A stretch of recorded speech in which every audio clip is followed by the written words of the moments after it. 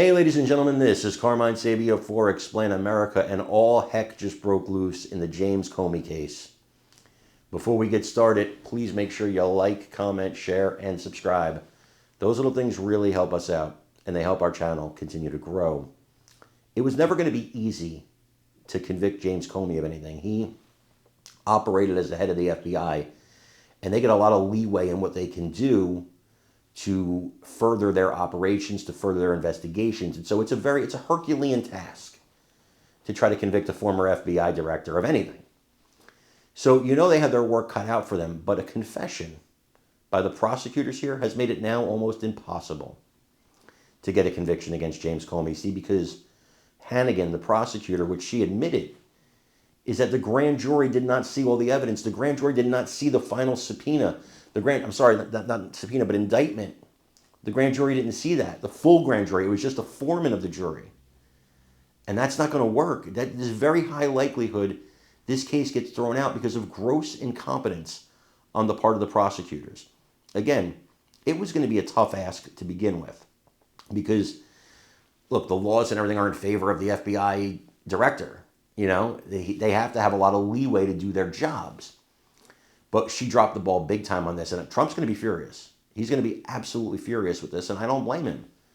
You're professional prosecutors. You should know how to handle the situation, and you didn't. And you probably blew the case. I want you to watch this report on it and let me know what you think in the comments. It's not irrelevant. No, look, he is the president who has made it very clear that he sees the Department of Justice as a political wing of his agenda. And to Bill's point about the erosion of trust, it's not just the sloppiness, right? Like, one of the reasons, if this is just sloppiness, look at the number of career federal prosecutors that they have fired, that they have booted from the Department of Justice and replaced with people who are more politically aligned with the president. Sometimes that has just bad political consequences, but other times you do see sloppiness. I mean, it was an embarrassment yesterday to the Department of Justice, to the very systems you're talking about, that when the federal prosecutor in the Comey case, the U.S. attorney of all people, had to admit that they screwed up on the most basic of things that any career prosecutor, as I understand it, would and should know. So the undermining of the confidence, it didn't begin with Donald Trump. There has been an erosion of trust in all of our institutions, including the Department of Justice, over the past few decades.